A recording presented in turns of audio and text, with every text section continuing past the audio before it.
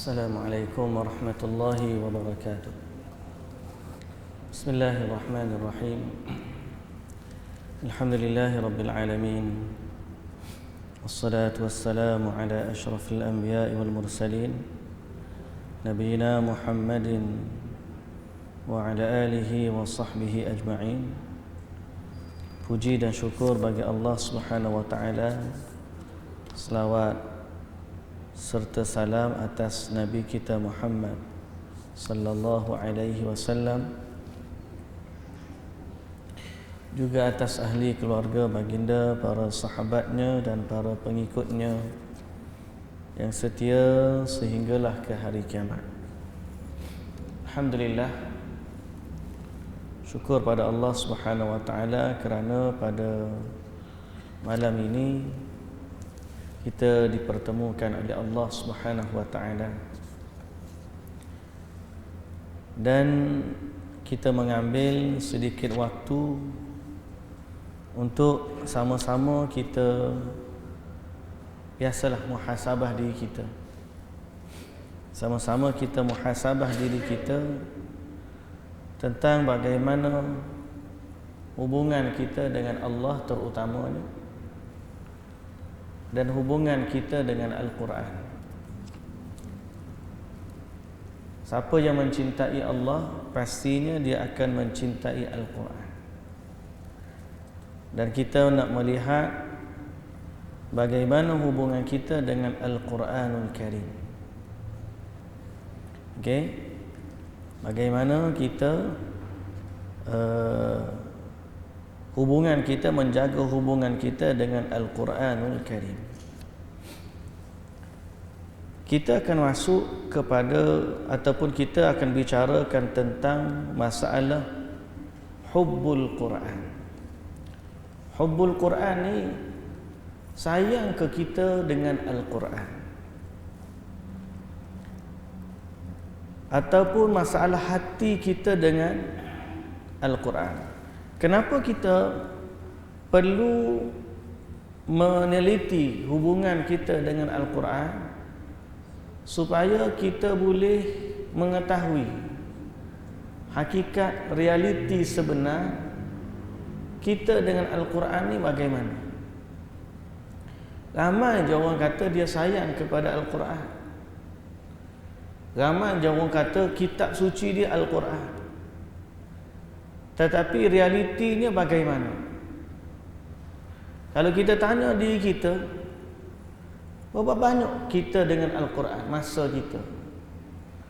Bagaimana hubungan kita dengan Al-Quran? Yang mana Nabi SAW pesan kepada kita suruh baca Quran, sebab dia akan datang pada hari kiamat memberi syafaat kepada kita di hari akhir. Betul tak? Jadi hari ini berdasarkan beberapa dalil yang ada, kita nak baca tentang hubbil Quran, cinta Al-Quran, sehingga Al-Quran dicintai. Tajuk dia. Macam mana kita nak jadikan Al-Quran ni dicintai di dalam hati kita? Masalah pertama dalam bab ini, ataupun poin yang pertama, masalah dalam kitab kita, Al-qalbu alatul fahmi wal aql. Hati kita ni adalah alat untuk memahami dan juga alat untuk berfikir. Akal tu boleh kita kata untuk menakulkan, memahami dan mengerti. Allah Subhanahu wa taala telah menyatakan dalam surah Al-Hajj ayat 46, afalam yasiru fil ardi fatakuna lahum qulubun ya'qiluna biha aw adhanun yasma'una biha fa innaha la ta'mal absar walakin ta'mal qulubul lati fis sudur. Tidakkah mereka berjalan di bumi sehingga mereka ada hati yang berfikir tentangnya, dengannya, atau mereka guna telinga yang mereka mendengar dengannya. Sesungguhnya yang buta itu tidaklah mata. Kalau tak nampak juga, pengajaran bukan masalah mata yang buta.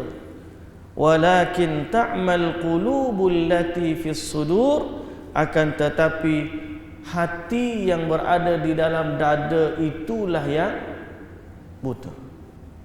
Jadi Al-Quran menyatakan kepada kita bahawa untuk memahami sesuatu dalam kehidupan ini,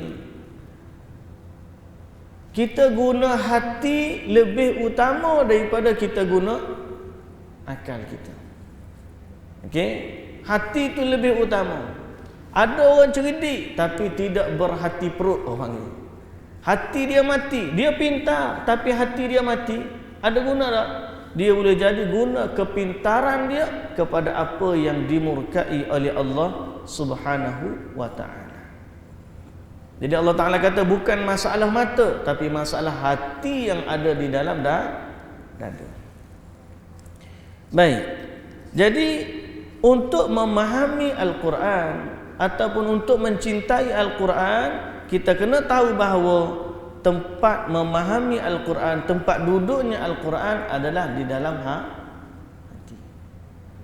Sebab tu saya dulu waktu di Mak Tahfiz dulu sering dinasihatkan, kita ni kalau nak hafal Quran kena cek hati kita. Kalau hati kita kotor, maka Quran pun tak nak duduk dengan kita. Ibarat kata kalau nasi tu sedap tapi duduk dalam bekas yang kotor, kita pun tak lalu nak makan. Betul tak? Dia kena hati yang bersih, kemudian dimasukkan Al-Quran, maka itulah sebaik-baiknya. Orang kafir orientalis yang tidak beriman kepada Allah, mereka hafal Quran tapi hati mereka adalah hati yang kufur dengan Allah. Akhirnya mereka tidak mendapat manfaat daripada Al-Quran. Baik, jadi hati ini tempat duduknya Al-Quran. Masalah yang kedua ataupun poin yang kedua, dalam keadaan hati ini tempat duduknya Al-Quran, hati ini pula sifat dia bolak-balik. Hati dia sifatnya bolak-balik. Allah Subhanahu wa taala kata dalam surah Al-Anfal ayat 24, wa'lamu anna Allah yahulu bainal mar'i wa qalbih. Ketahuilah Allah menghalang antara seseorang dengan hatinya. Bila Allah nak bagi hidayah, bila Allah nak sesatkan dia, bila Allah Ta'ala nak bagi ilmu kepada dia, bila Allah Ta'ala tak nak bagi ilmu, itu adalah kehendak Allah Subhanahu wa Ta'ala. Okay? Sehingga Allah Ta'ala kata apa? Sa'asrifu an ayati alladhina yatakabbaruna fil ardi bighairil haqq. Aku akan palingkan daripada ayat-ayat aku orang-orang yang takabur, sombong. Maka Allah Ta'ala akan palingkan hatinya dari Al-Quran. Jadi perkara yang kedua, kita kena tahu bahawa hati ini berada dalam kehendak dan iradah Allah Subhanahu wa Ta'ala. Sebab tu Nabi SAW senantiasa berdoa untuk hatinya. Kita ni pernah tak kita doa, ya Allah, hati aku ni. Kita doa untuk rezeki kita, kenyang kita, rumah kita, kerja kita, hati kita. Pernah tak kita doa? Nabi SAW antara doa yang paling banyak Nabi doa adalah supaya hatinya ditetapkan di atas iman.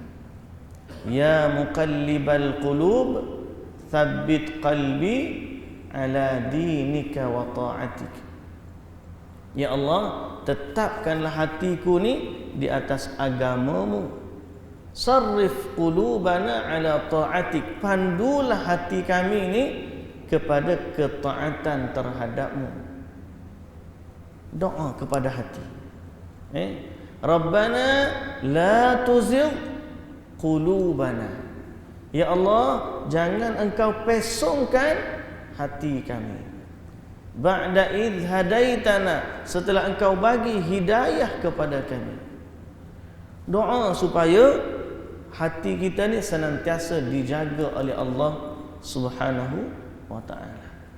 Sebab kita tahu, andai kata Allah tutup hati seseorang, dia tidak akan mendapatkan hidayah. Tuan-tuan, Allah Ta'ala kata, bacaan Allah Ta'ala kata kepada orang Quraisy, innal ladzina kafaru sawa'un 'alaihim a anzartahum am lam tunzirhum la yu'minun. Sebab apa?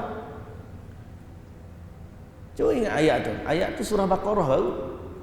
Ayat mula-mula tu kan. Muka surat kedua.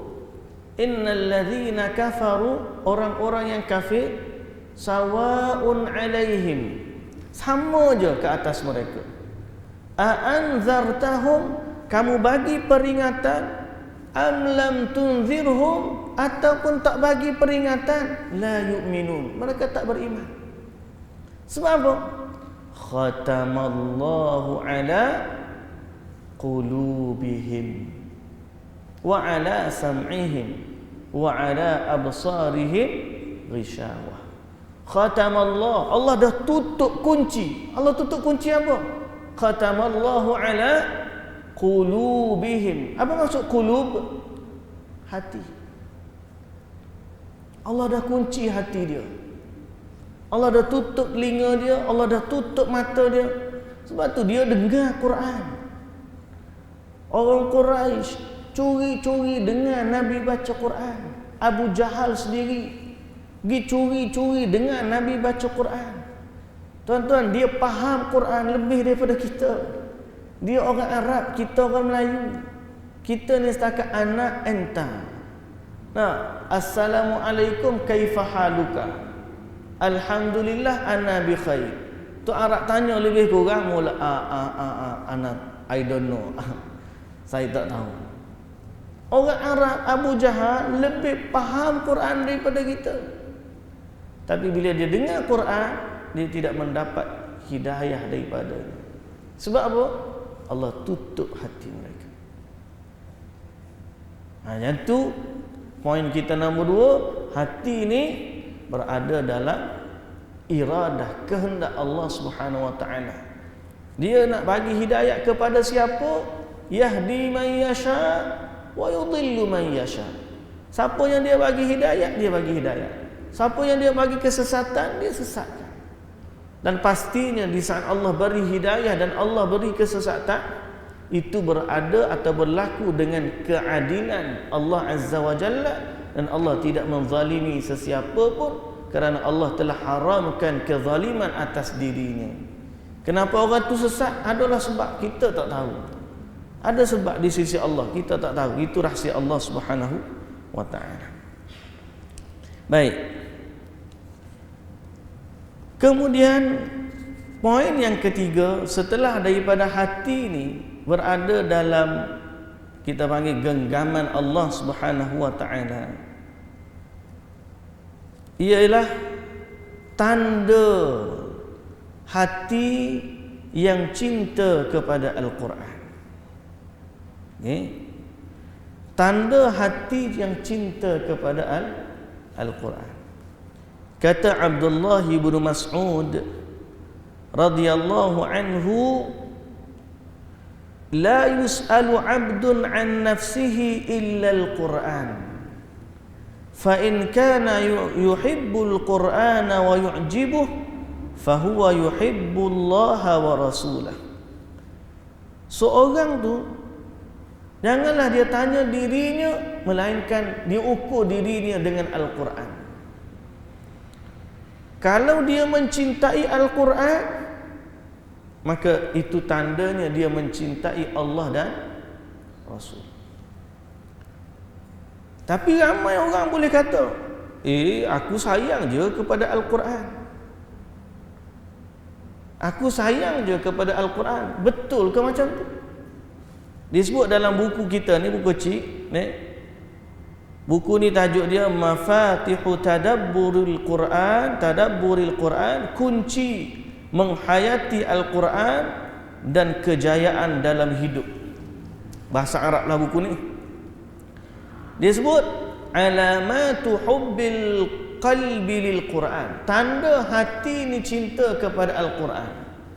Yang pertama, bila buka Quran dia rasa seronok. Berasa seronok. Buka Quran rasa seronok. Tak buka Quran sebaliknya rasa sedih. Kita kalau baca Quran nak cepat tutup ke nak buka lagi? Bila tu imam nak habis baca, rasa nak tutup cepat-cepat. Pasal apa? Ada je program kita lepas daripada ni. Al-farahu biliqa'ih. Yang kedua, al-julusu ma'ahu awqatan tawilah. Dia mampu duduk dengan Al-Quran waktu yang panjang. Itu tanda tuan-tuan. Kalau kita tak mampu duduk dengan Al-Quran waktu yang panjang, mana kita tak seronoklah baca Quran. Bila tak seronok baca Quran, maknanya hati kita tak suka dengan Al-Quran. Tengoklah macam mana cintanya kita kepada telefon. Tak berasa waktu tangan pegang telefon. Tengok sejam dah tengok telefon. Tengok setengah jam dah tengok telefon. Kalau hok main game pula, Allah, 2 jam, 3 jam duk tengok main game kat telefon, tak berasa. Itu tanda hati yang sayang. Tapi kalau dengan Al-Quran 10 minit rasa dah lama. Kalau kita rasa macam tu, kena baiki diri. Kena banyak muhasabah diri. Saya pun nasihatkan ni kepada diri saya sendirilah. Sama-sama kita baca ni supaya sama-sama kita mengambil iktibar. Tanda pertama apa dia? Hati seronok buka Quran. Yang kedua, dia boleh duduk dengan Al-Quran untuk waktu yang lama. Tanda yang ketiga, asyauqu ilaihi. Rindu kepada Al-Quran apabila lama dah tak buka Al-Quran. Ada tak dalam hati kita rasa macam hak sini ni alhamdulillah, hak rajin belajar dah Al-Quran, cuma kadang-kadang mungkinlah kita terlalai dan terlupa. Ada orang dalam umur hidup dia mungkin tak pernah pegang Al-Quran, dan dia tak rasa apa-apa, tak rasa beban, tak rasa rindu, tak rasa ada masalah. Ada orang dia khatam Quran buat pulut kuning darjah 3. Dah khatam Quran, sekarang ni umur dia 70 tahun. Bila dah baca Quran, dah khatam dah, dia kata. Khatam bila? 50 tahun lalu, 60 tahun dulu. Ada orang macam tu? Ada. Hati dia tak rasa rindu nak baca Quran. Maka itu tandanya hati belum sempurna cinta kepada Al-Quran. Nak mendakwa sesuatu mudah. Oh, saya sayang kepada Quran. Tapi realitinya macam mana? Yang keempat,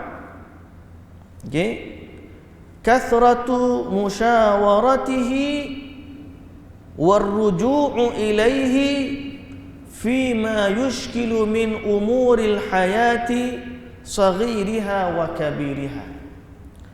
Banyak mengambil pandangan Al-Quran. Mesyuarat. Mesyuarat ni apa mesyuarat? Berbincang dengan Al-Quran. Warruju'u ilaihi, dan merujuk kepada Al-Quran dalam permasalahan hidup yang kecil maupun besar. Hidup dia ni senantiasa rujuk kepada Al-Quran. Ada masalah, Al-Quran lah jadi pedoman dia. Ini tanda dia. Kita rasa masalah hati kita ni, apalah hati kita tak tenang. Gi jumpa doktor, saya rasa gelisahlah hati. Doktor bagilah ubat tidur. Dia pun makan ubat tidur. Ada setengah orang tu dah apa tu ambil dadah. Orang yang merujuk kepada Al-Quran, dia kata apa? Tanya dulu Al-Quran. Quran kata, alladzina amanu wa tatma'innu qulubuhum bi dzikrillah. Ala bi dzikrillah tatma'innul qulub.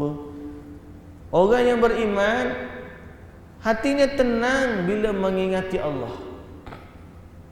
Sesungguhnya dengan berzikir kepada Allah, hati menjadi tenang. Oh, dia pun dapat ni remedi Al-Quran. Dia pun sibuk dengan zikir, baca Quran untuk tenangkan hati. Ini orang yang menjadikan Al-Quran penyelesaian hidup dia. Dia nak berniaga, nak berjual beli tentang harta riba. Dia baca Quran, Allah haramkan riba, tak jadi. Dia merujuk kepada Al-Quran dalam masalah hidup dia. Okay?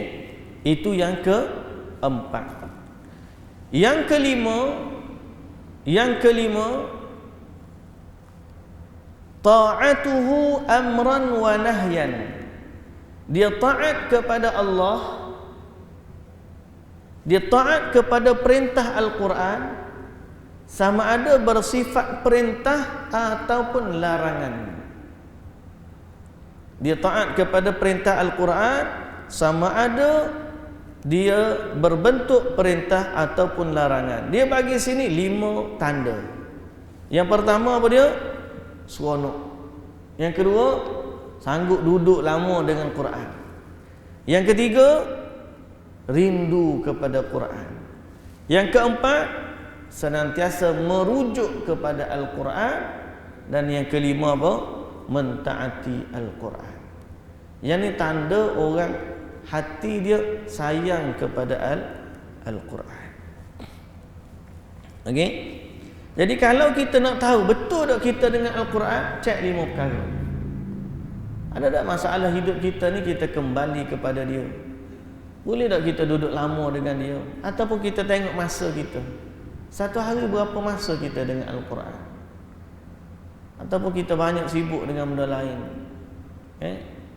Jadi jangan sekadar mendakwa. Seseorang ni boleh jadi dakwa, saya sayang kepada Quran. Al-Quran kitab suci kami.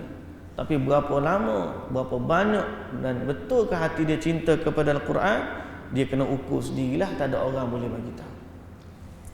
Baik, muslimin dan muslimat yang dirahmati Allah Subhanahu wa taala. Okey.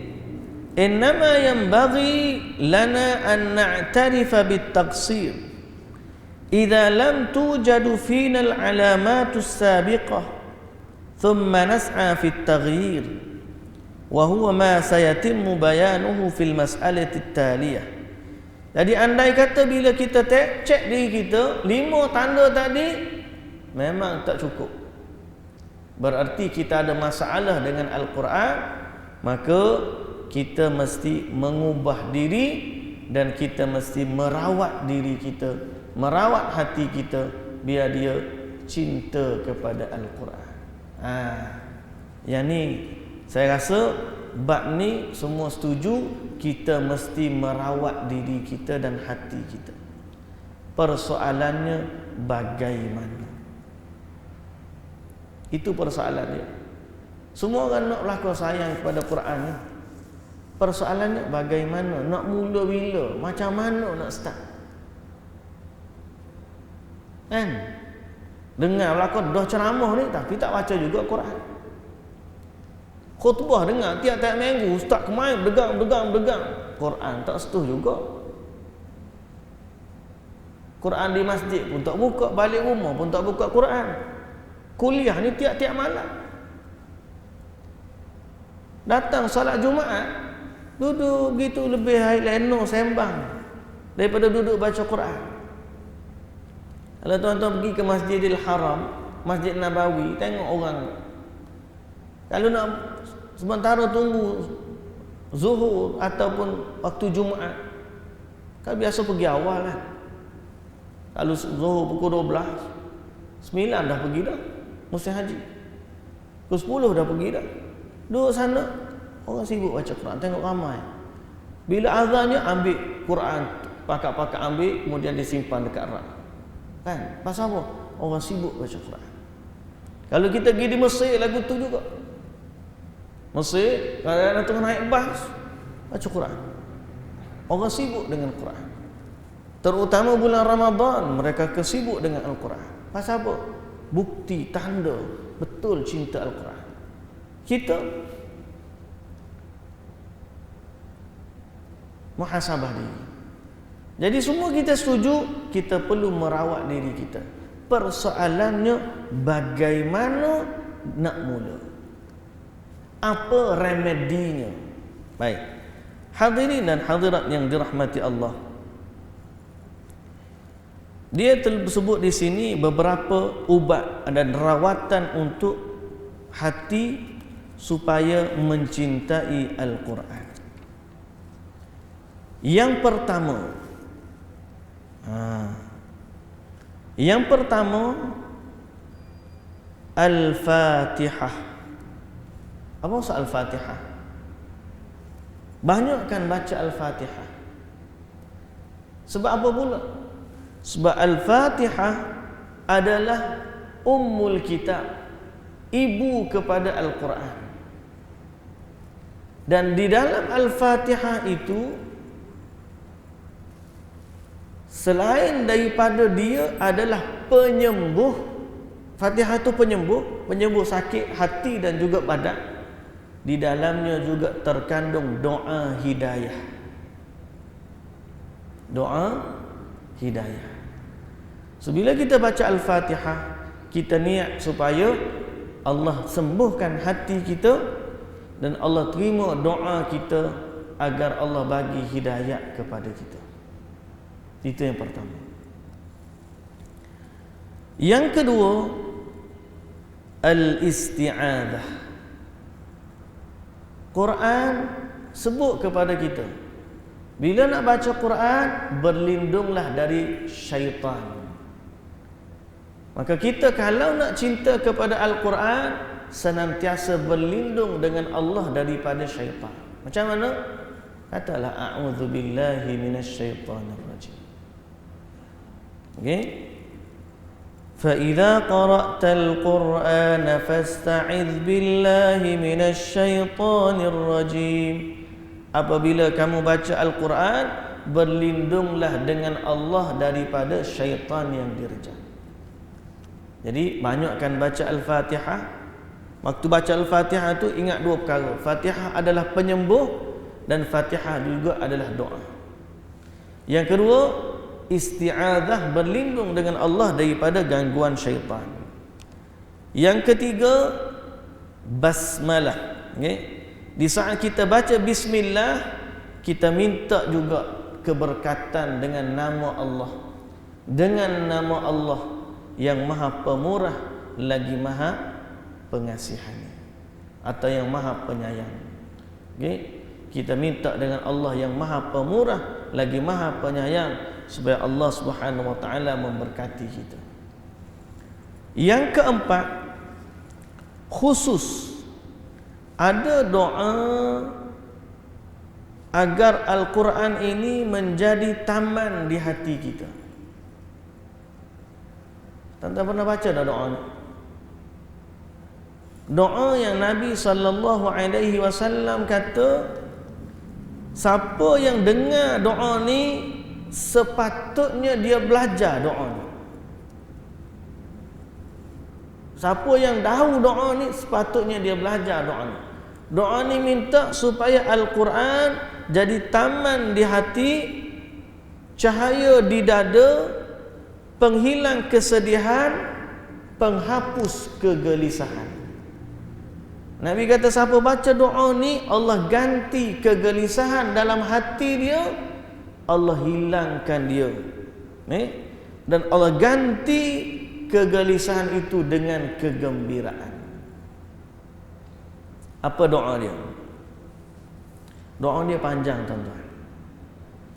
Saya baca sepintas lalu, nanti kita baca sama-sama. Okey?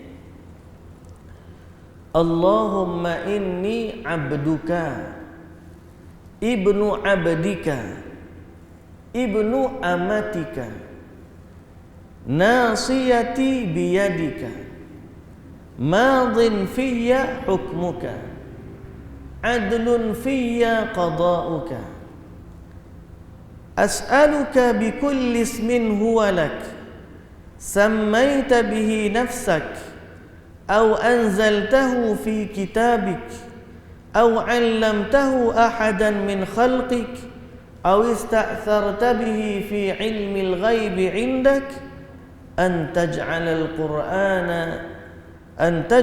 Qur'ana al-'azima rabi'a qalbi wa nura sadri wa jalaa huzni wa dhahaba hammi.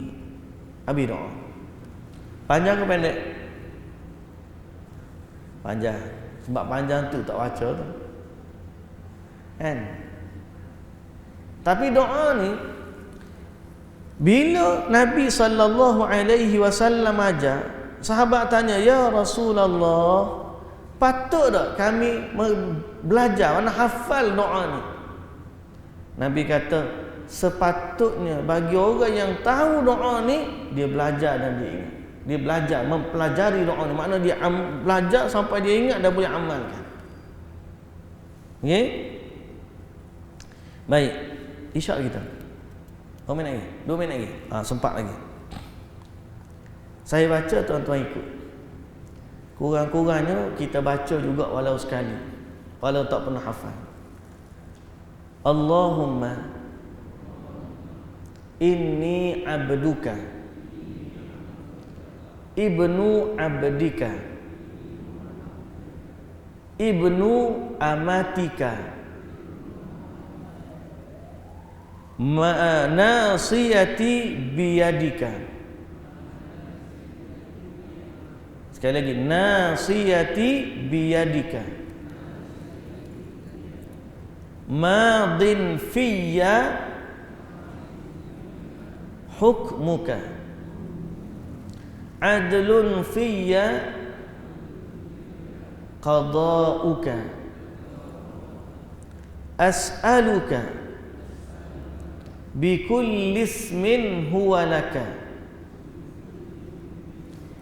bikulli ismin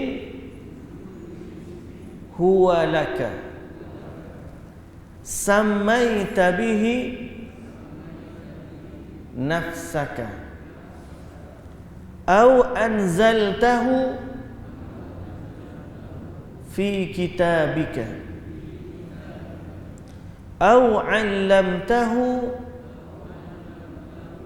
ahadan min khalqika,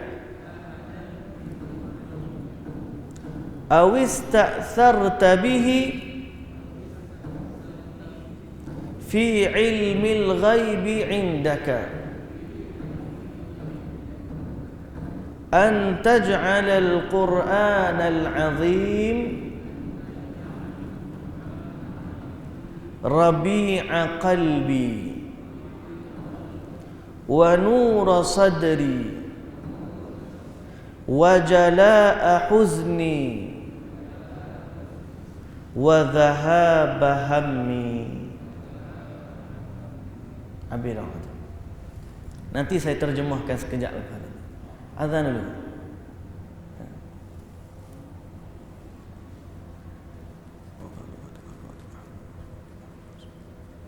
Kita ambil masa sikit untuk kita terjemahkan doa tadi. Andai kata kita tak ingat ke Arab, kita boleh doa guna makna dia. Dan doa ni doa sangat penting untuk jadikan hati kita ni tenang dengan Al-Quran. Allahumma, ya Allah, inni abduka, sesungguhnya aku ni hamba-Mu. Ibnu abdika, anak kepada hamba lelaki-Mu. Ibnu amatika, anak kepada hamba perempuan-Mu.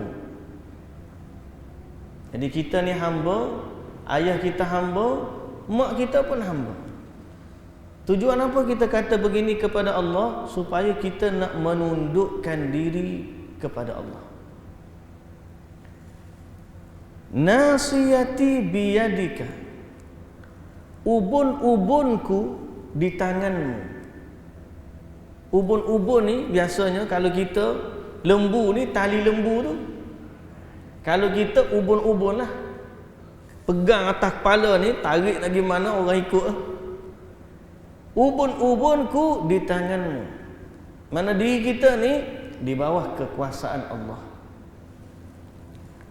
Madin fiyya hukmuka, berlalu padaku hukummu. Hukum Allah atas kita. Kalau Allah nak kita sakit, sakit. Kalau Allah nak kita sehat, sehat. Allah nak bagi hidayah, Allah bagi hidayah. Kalau Allah tak nak bagi, itu kehendak Allah. Berlalu atasku hukummu. Adlun fiyya qada'uk, keadilan padaku adalah pada ketentuanmu.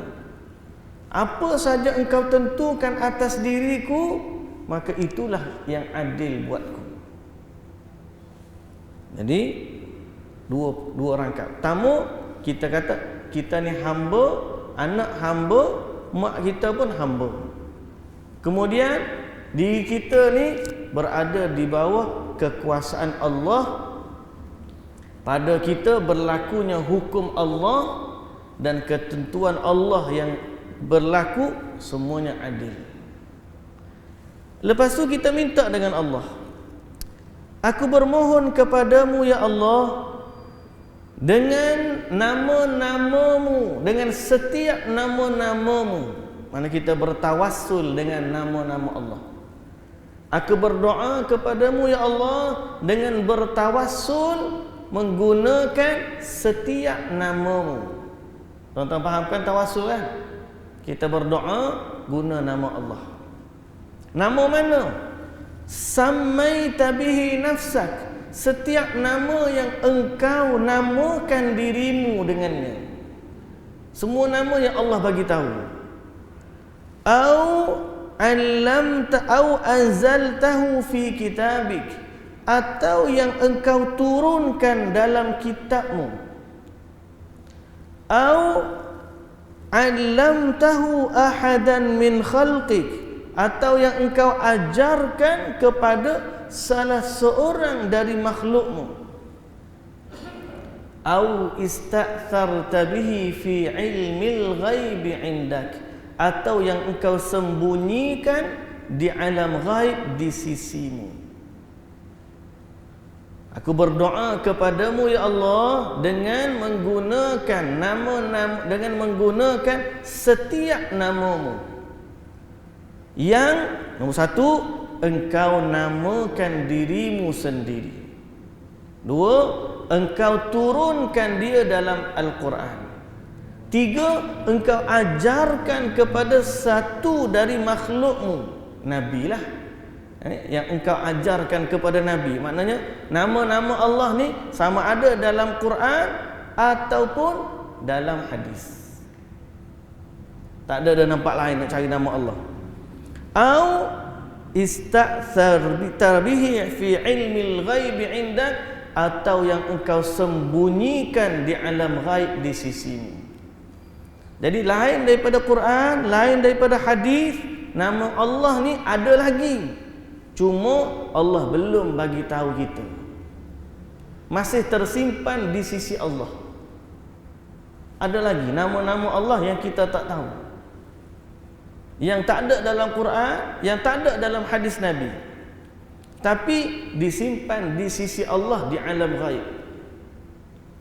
Kenapa Allah belum bagi tahu? Wallahu ta'ala a'lam. Tapi ni yang Nabi bagi tahu kat kita. Antara yang Nabi sebut, di akhirat nanti Allah akan ilhamkan kepada Nabi nama-nama atau puji-pujian terhadap Allah yang tidak pernah Allah dipuji seumpamanya waktu Nabi nak minta syafaat nanti.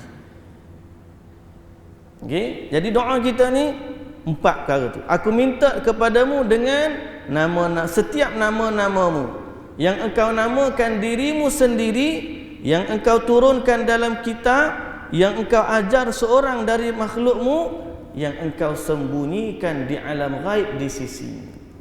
Itu tawassul. Baru minta doa. Ya Allah, jadikanlah Al-Quran taman di hatiku, cahaya di dadaku, penghilang kesedihanku dan penghapus kegelisahanku. Empat perkara.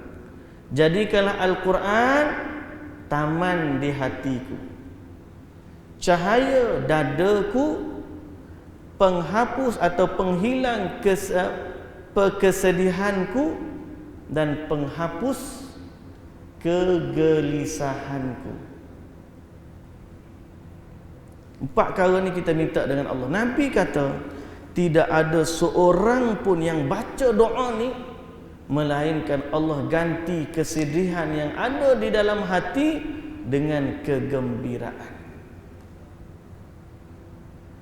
Jadi tuan-tuan, amalkan doa ni.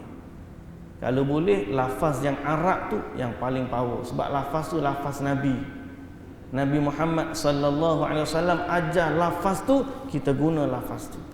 Kalau tak boleh, kita bacalah kod Melayu agar kita lebih memahami akan doa itu. Wallahu ta'ala alam. Sekadar itulah yang dapat saya kongsikan tuan-tuan. Apa yang baik dari Allah Subhanahu wa taala, yang tidak baik, yang lemah, yang kurang, yang salah adalah dari kelemahan saya sendiri. Wallahu ta'ala alam. Subhanakallahumma wa bihamdika asyhadu an la ilaha illa anta astaghfiruka wa atubu ilaik.